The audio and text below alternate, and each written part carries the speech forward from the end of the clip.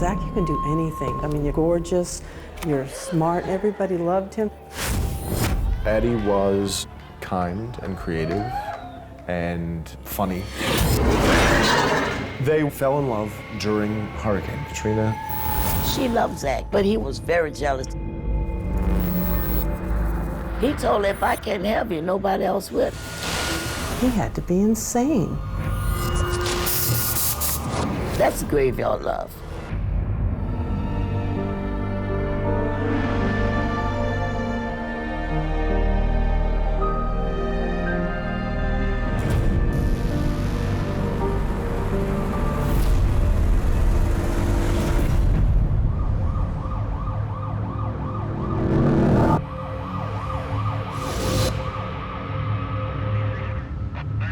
I was getting ready to go get something to eat. A broadcast came across the radio, suicide call. The coroner's office investigator started to try to identify him by means of going through his pockets and come across a clear plastic Ziploc baggie with a white folded up piece of paper and some military dog tags. The dog tags had his name was Zack Bowen. The folded up piece of loose leaf paper had "for police only" written on it. I started reading the note. I had to take my life for the life I took. It said how he had taken the life of his girlfriend, and he gave the address. Went directly to the address.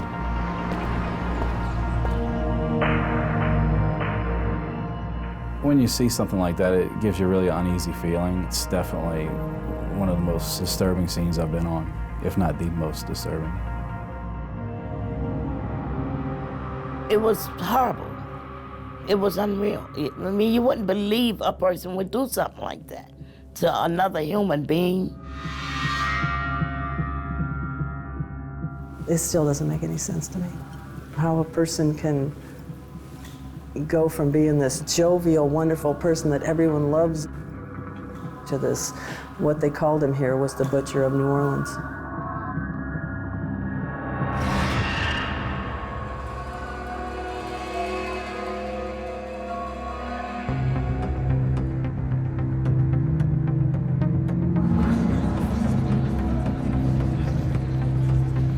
It's the summer of 1995. Teenager Zack Bowen takes off with his dad on a road trip across America. He had this knockout personality, he was charming, he was extremely funny, very sure of himself. They end up in New Orleans. His dad moves on, but Zack stays. Handsome and charismatic, he soon lands a job in a bar. That's where he meets Lana, a dancer from Texas. He was gregarious and funny and happy-go-lucky and easygoing and fun. The relationship developed very quickly. We quickly had feelings for each other. I suddenly found myself pregnant. Zack, meanwhile, has conveniently neglected to tell Lana how old he is. I found out he was 17. I was 27 at the time. So I broke up with him. I was gonna have the child. He could be in the child's life or he didn't have to. I wasn't gonna chase him down for anything because I felt that I couldn't force a child upon him that he possibly was not ready for. But he wanted us to be a family, and he asked me to marry him.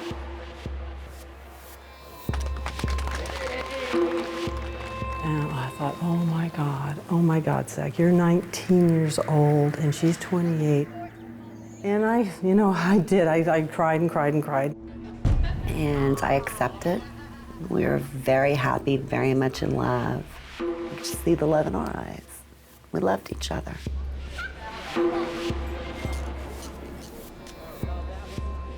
I thought, oh God, this isn't what I wanted for Zack. And I knew that's not what he wanted to do. That was never Zack's plan. He wanted to be an English teacher.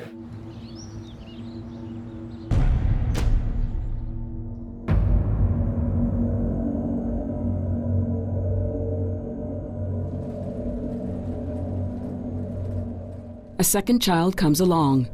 Another mouth to feed. Zack needs money and a job, fast. He joins the army and gets shipped off to Iraq. Military life is tough on Zack. The environment is hostile. They all want to kill you. And when you see the death of someone that you eat, sleep, shower, everything, you go through a whirlpool of emotions that are at times impossible to control. I know it upset Zack. Zack came back damaged. Something was wrong. He was just different, like emotionless. There were no feelings there about anything, and he wouldn't talk to me about it.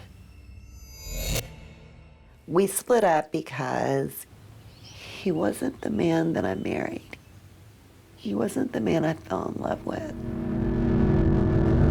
It was a long time before I really knew that they were split up. I think he felt so bad about it, he didn't want to tell me. I believe Zack internally, he took anything that didn't work out in his life as a total personal failure.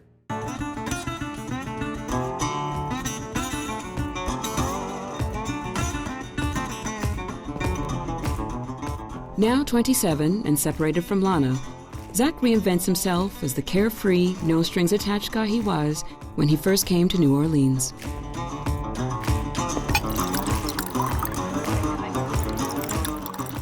Zack has been back in New Orleans maybe 6 months, and he gets a graveyard shift in a bar in the French Quarter. He was doing things like magic tricks for customers. Women loved him, and he was just, you know, a magnetic person.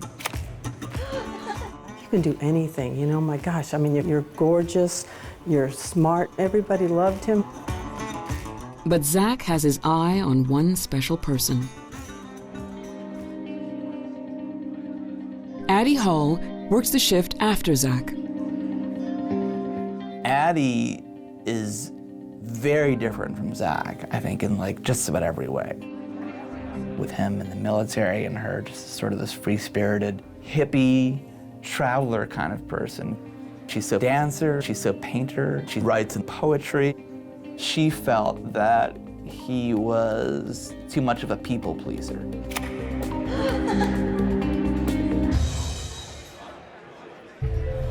Zack would do the bar tricks and the bar jokes.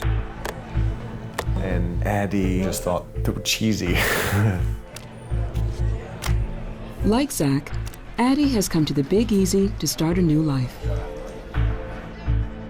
Addie was kind and creative and funny and engaging.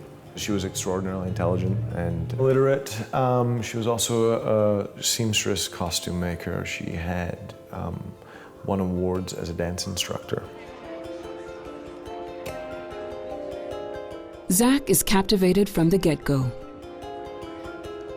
Zack saw in her this sort of bohemian character who he believed was like the French Quarter ideal, and immediately started pursuing her. She's not interested in him really at all.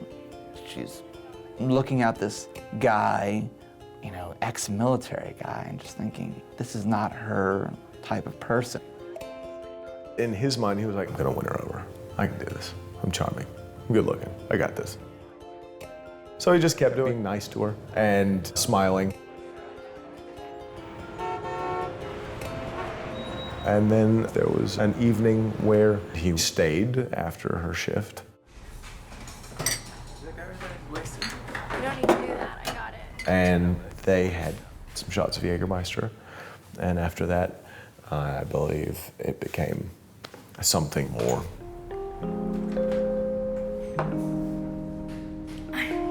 Don't know how many. She gave her friends the sense that they were very close, that they were sharing a lot, and that she was hearing some very profound moments of his life. Zack told me that he had met the love of his life, his soulmate. I could tell he was just smitten with her.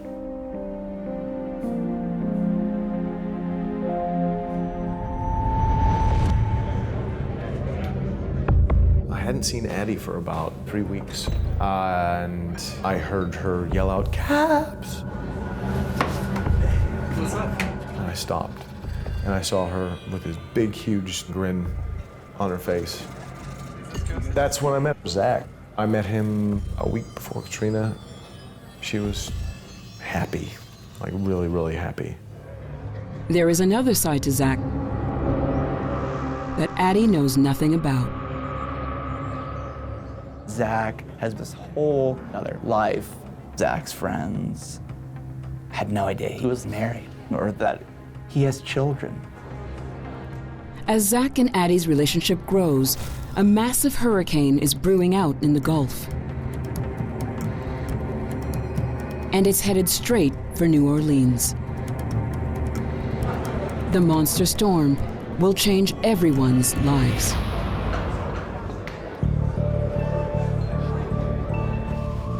As Hurricane Katrina gathers strength out in the Gulf, a different kind of storm is threatening Zack and Addie.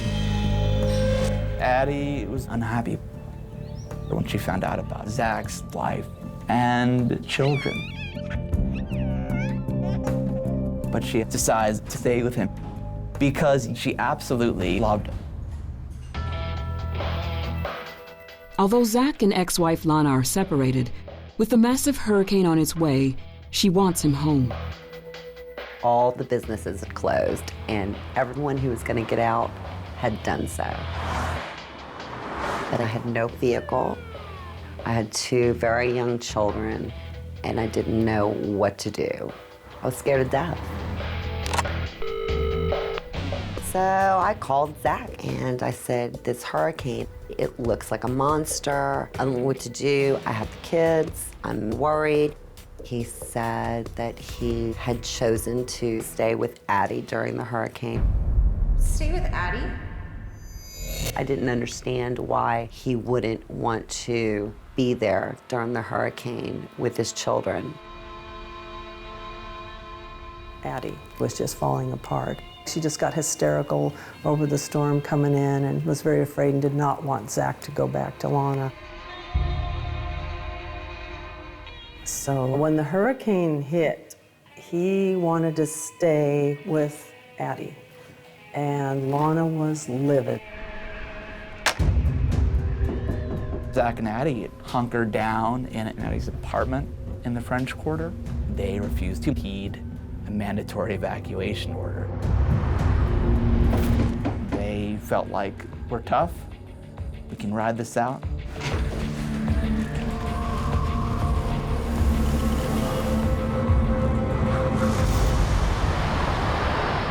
I was listening to the television about what was coming towards New Orleans. I had a very deep, sinking feeling. I don't think I'd ever experienced that sense of mortality.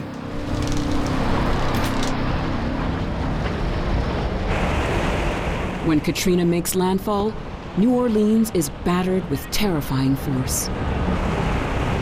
The first gust of wind over 150 miles went past the house. It is almost indescribable, the sound of that wind.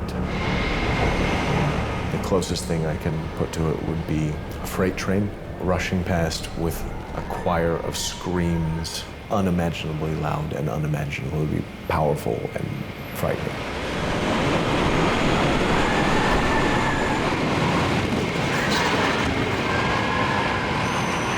If that wind comes in the house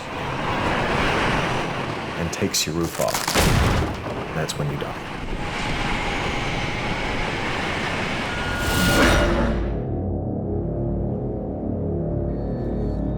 In the aftermath, the Big Easy lies in ruins. 80% of the city is underwater. 200,000 houses are destroyed. 1,800 people are dead. And Zack and Addie have gone off the radar. It was awful. It was so dead quiet everywhere. You could hear like random screams or random gunshots. It was like the apocalypse or something. I was really worried. I did not hear from Zack. What's happened to him? Is he lying underneath 6 feet of water? Is he dead? You don't know. My phone calls were going unanswered, and I couldn't get in touch with him. I was terrified that my children had lost their father.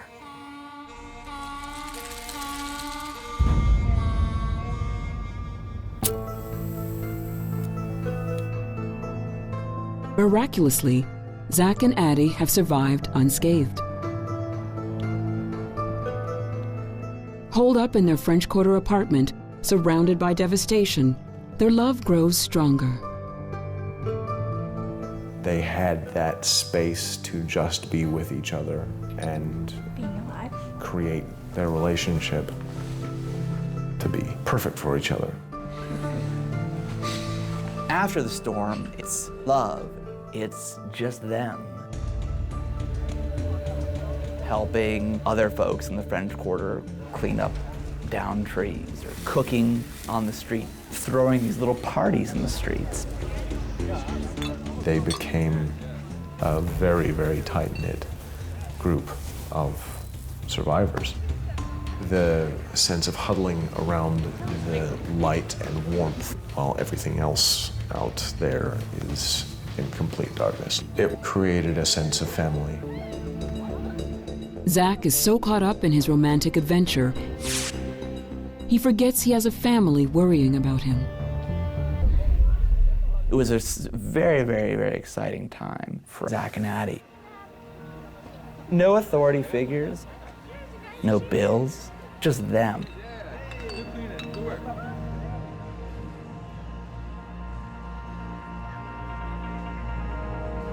Falling in love amidst the ruins of New Orleans, having sex in the middle of the street.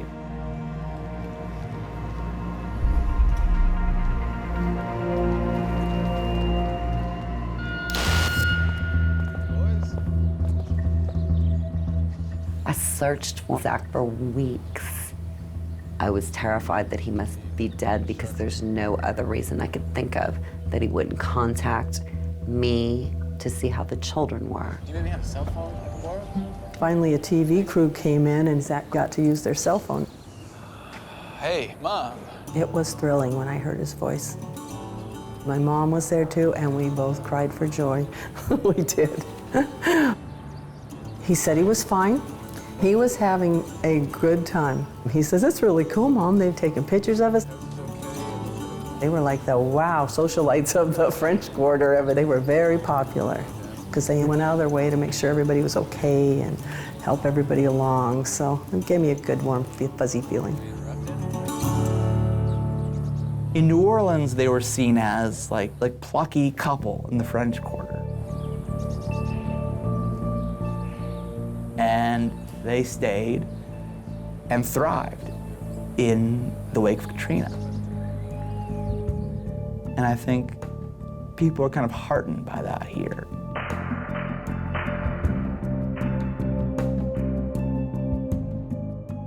They had a blast. They enjoyed their notoriety, their fame, their pictures in the New York Times. There was no communication at that point. We had no idea if he was okay or not. It was horrible. This is a man I loved.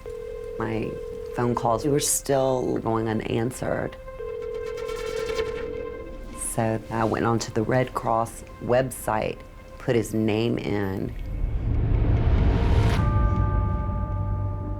The pictures I saw, he was barbecuing and having some drinks. Everybody else was trying to rebuild the city and hoping it would get back. They were hoping it would stay the same. Zack and Addie fell in love during that time of chaos, when they could create a world which had only room for the two of them. When normality returned to the city, it started to encroach upon the life that they created together.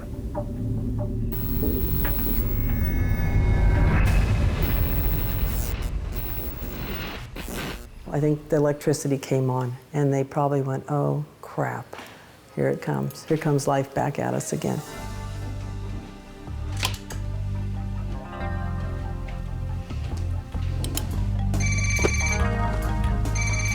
Zack contacted me a month after Katrina. About time. Of course I was angry. I'm barely making it. My job was not paying the bills. And I'm gonna need some help. We need to talk.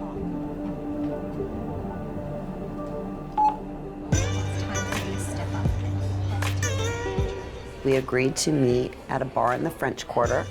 He said he was sorry and he had made some mistakes. We decided that he would have the kids every other weekend.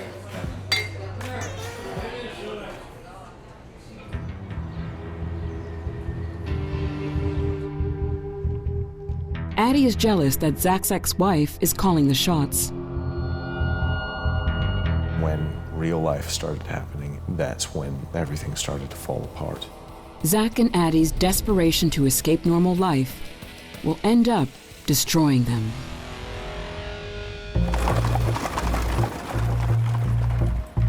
Normality returns to New Orleans after the hurricane. The party is over for Zack and Addie.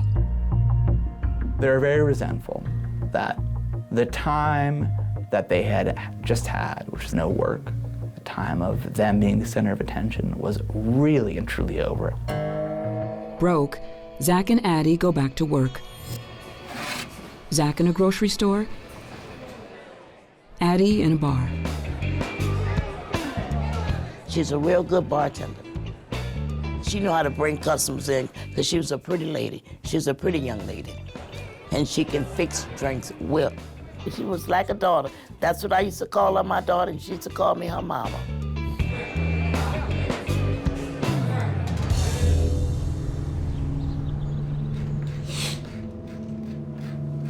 Once things started to normalize in this city, that's when the fight started. That's when things got crazy. They were holding on to something, to being those outlaws and living on the edge of society, but society came back. That's when the drugs started. Before Katrina, Zack and Addie had been casual drug users. Right after Katrina, they were drinking a lot and they got into the drugs. They were looking for the high that they had, and they weren't gonna get it.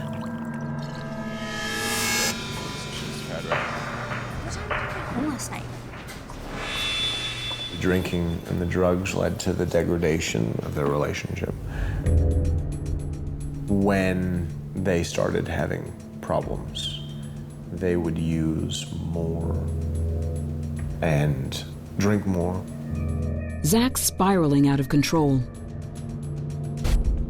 His demons are coming back to haunt him. Zack's military experiences, he never got over.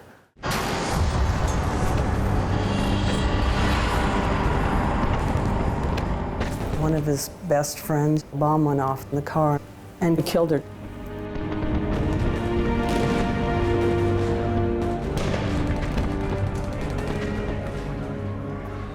Made friends with an Iraqi boy. The insurgents found out about it and massacred the whole family. Zack just never got over that. He never got over it. I think he was extremely depressed. I absolutely think Zack had PTSD. But he never let any of us know anything was wrong. Like I said, he always smiled. The alcohol and drugs unleash a storm of emotions in Zack.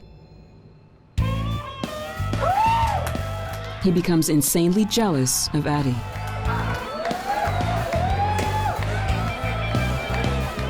Addie was a party girl. She loved to dance. She would get on the bar and she would dance. And she would entertain a customer. Customers loved Addie.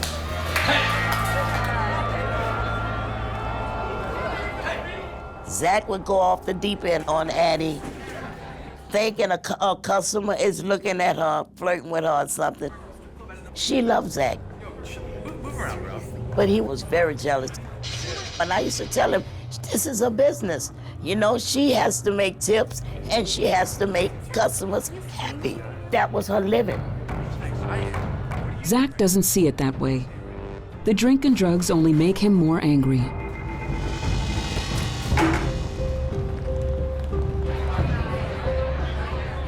Maybe to get back at Addie, Zack started to sneak out on her, going for little one-night stands and stuff.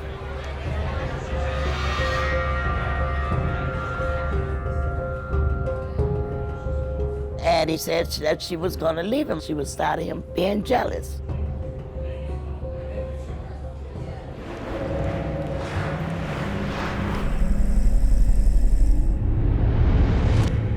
One night, they're playing these drinking games. You're a piece of garbage, and I want nothing. And they get into kind of an epic fight.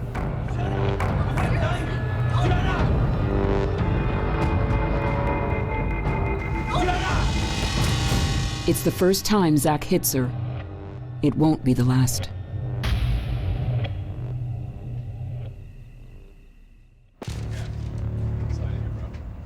The next morning, Zack tells friends, I'm done with New Orleans. I'm done with Addie. Zack purchased an Amtrak ticket to Washington State, thousands of miles away.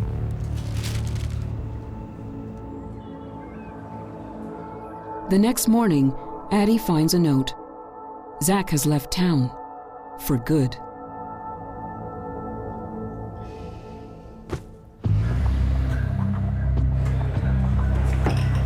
One baby girl. The next day after, I asked her, I said, where the bruises come from then? She said, from Zack, he hit me. She told me they had been fighting. When they drank too much, they would fight. Let me see. When that first major breakup, they were that pain of distance and not having that other part of you. It's pretty awful.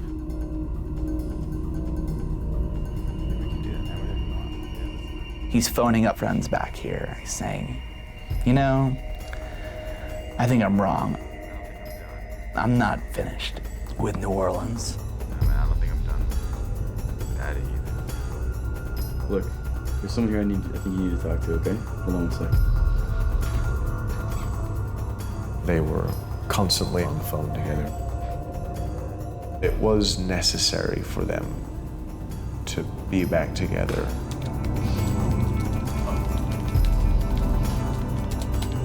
After a couple of weeks apart, Zack returns to New Orleans and Addie. A fatal mistake.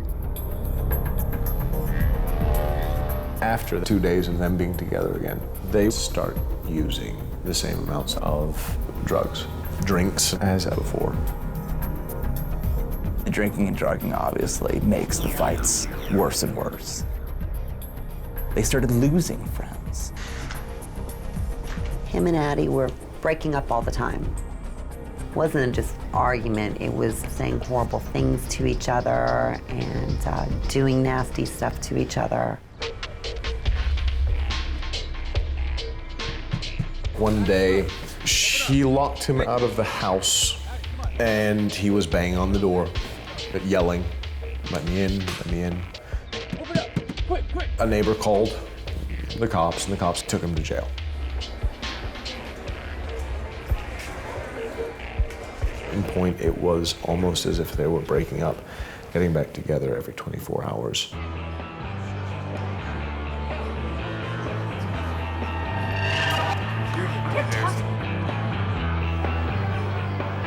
He told her, if I can't help you, nobody else will. That's nothing but graveyard love. And that's what he told her. It's a dangerous obsession. They can't be together, and they can't be apart. Now Zack's cheating takes an unexpected turn.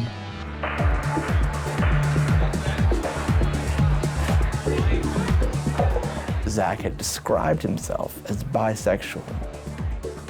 And now he actually has a relationship with a man. Addie feels insulted. She cannot accept Zack's bisexuality. Addie was homophobic. So Zack's infidelity and possible homosexuality. She didn't like that. Zack's gay affair is the ultimate betrayal. Addie wants revenge. And an opportunity soon comes her way.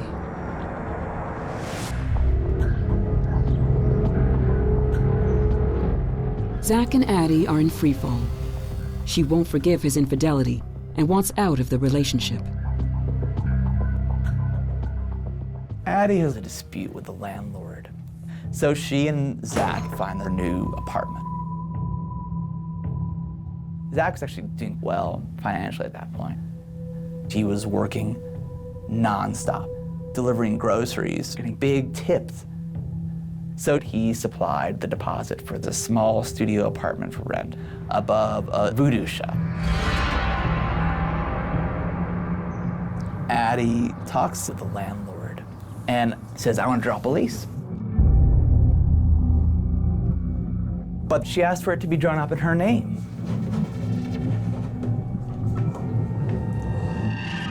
Zack then finds out about it. Zack calls the landlord and says, I'm screwed. Addie's kicking me out. She put herself in the lease so she could boot me out of the apartment.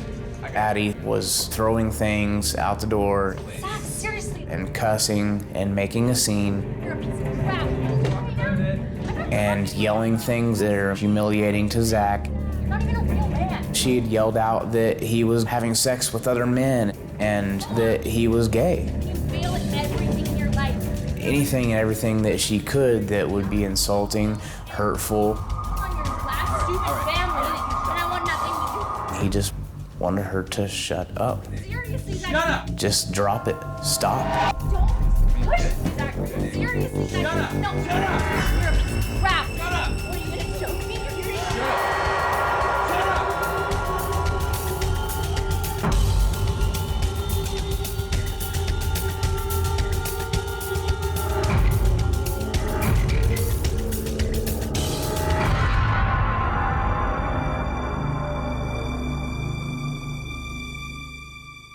After Zack strangles Addie, he's horrified at what he's done. I think there was some contemplation about, do I run? What do I do?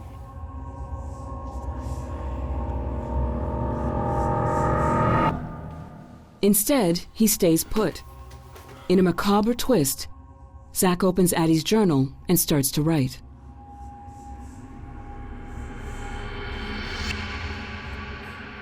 It begins as a kind of clear, blow-by-blow account of what happened. We fought over the apartment. She tried to kick me out. We argued. She wouldn't shut up. I strangled her. I killed her.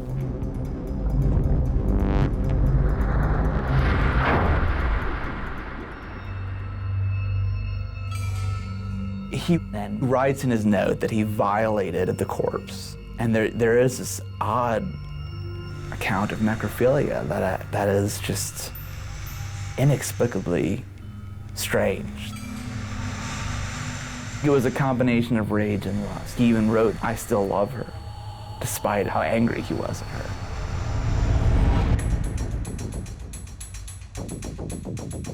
He's doing a lot of cocaine at the time.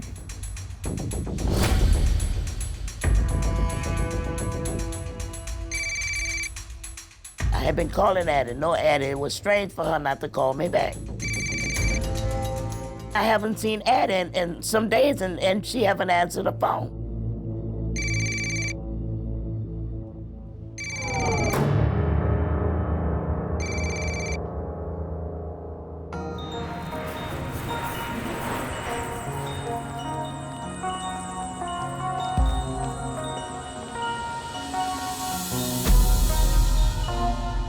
In the New Orleans heat, Addie's body begins to decompose. Even in his drug haze, Zack knows he needs to do something, and fast. So he set the temperature in the apartment to like very, very cold. And then he put the corpse in a bathtub. He writes in the journal, the question was now how to dispose of the corpse. Zack then calls a number of friends. No, man, no. Addie skipped him. She went back to North Carolina. She's done. I'm gonna take a vacation. Zack did not turn up for work for about 2 or 3 days, and he was unreachable. The third day when I saw him, he looked awful, unshaven, like he'd been on a serious bender. And he said, she left me again, and she went off to North Carolina. And my first thought was, oh, she's dead. And then I dismissed that. I thought it's possible. It was in Addie's nature to just drop everything. With Addie's corpse decomposing in the apartment, Zack spends the next 2 weeks in a frenzy of sex, drugs, and alcoholic excess. Hello? Zack called me late at night and says he wants to party with me. I thought he was drunk. You're out of your mind. Where's Addie? And he said, she drove me crazy and I drove her out of town. I said, what does that mean? He said, she's back home. I said, okay, well, still not coming out. That was the last time I heard from him. And I think he was saying goodbye to me when he called. Maybe he was gonna tell me what he did. I don't know. I don't know. I did not hear from Zack for weeks. I'm just, what's happened to him? And Lana, she didn't know what was going on. There was some strong kind of psychosis happening. Zack made a number of burns on his body. He made 1 burn for every year of his life, which was 28 burns in all.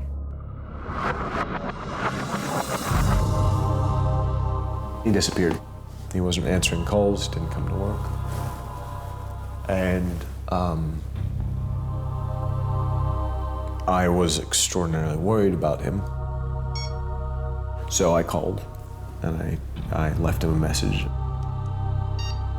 And an hour later, he called me back and said, tonight we're going out, it's on me.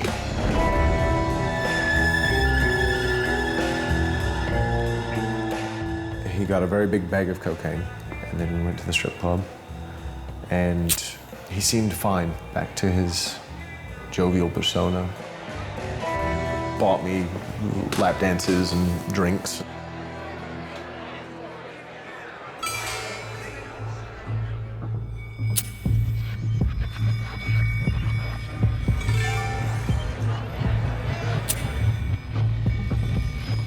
In Addie's diary, Zack charts his descent into madness.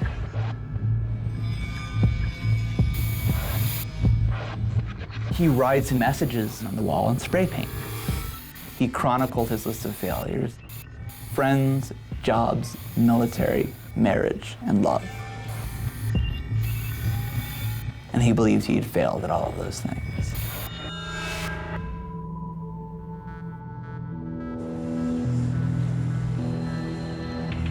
"12 days after killing Addie, Zack heads to a rooftop bar in the French Quarter. He orders a couple of drinks. Zack is taking his drink and wandering back and forth on the rooftop bar. The bartender's concerned that he's not going to settle the tab.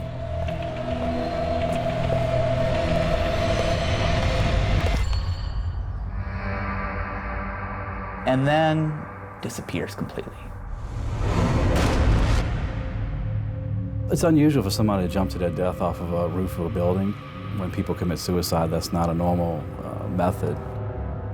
So we thought maybe there might be something more to it. Zack's note confirms their suspicion. Started reading the note.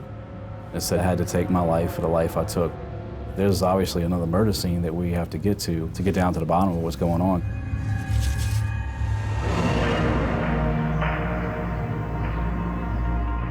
The note leads Detective Marovic to the apartment above the Voodoo Temple where Addie died. What he finds inside is worse than anything he could have imagined. A note in Zack's pocket leads Detective Marovic to the apartment where Zack killed Addie. Spray paint on the walls said, "I'm such a loser. Please help me stop the pain. Please call my wife." I got a phone call asking if this was Lana Bowen. Yes?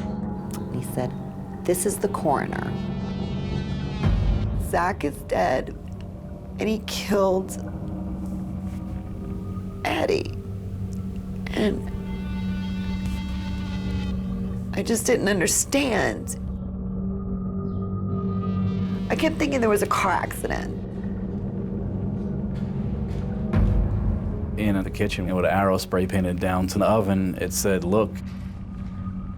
I have no idea what I'm about to see, but it's definitely going to be gruesome. My friend was on the phone. She said it's been on TV all morning, probably half the night. They're saying he did really horrible stuff. So what kind of stuff? She said she wasn't gonna tell me any more right now, but not to turn on the TV.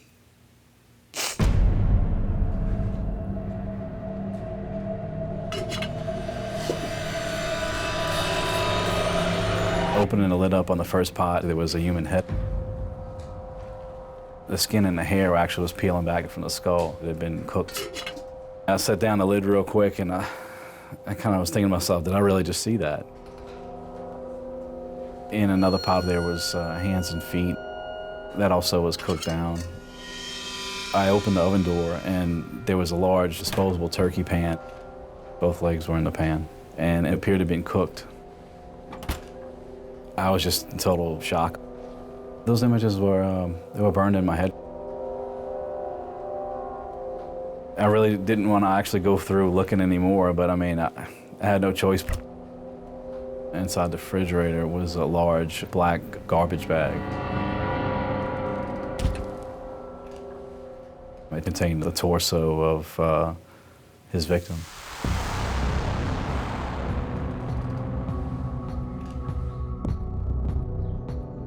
I didn't know what to do. I called Lori, and of course was hysterical. And I said, "Zack's dead, and so is Addie, and I don't know what happened." She started crying and screaming. I cried and cried and cried for 2 years. I think about him every day. I think about what I could have done as a mother to have prevented that. It doesn't make any sense. The story doesn't. You have this, great kid who everybody loves, and then this thing happens. We discovered in a journal that he wrote that he was trying to figure out a way of disposing the body piece by piece. He decided to cook them down so that it wouldn't smell. It's definitely one of the most disturbing scenes I've been on, if not the most disturbing. There is no evidence Zack ate any of Addie's remains. But the extraordinary horror of his crime rocks New Orleans and those who were closest to him. He had to be insane. He had to be insane. That's what something an insane person would do. I think the losses that he suffered in Iraq were extraordinary for him. Whether it's losses of friends, loss of career, his marriage is done. And I think he was just, extremely depressed, traumatized.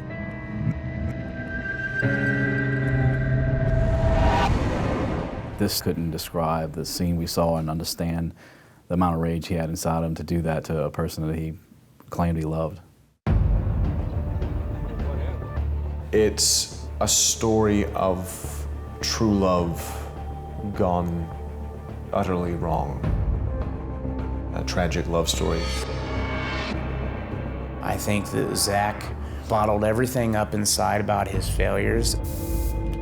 I think that drugs intensified that emotion, and I think that he started becoming a ticking time bomb.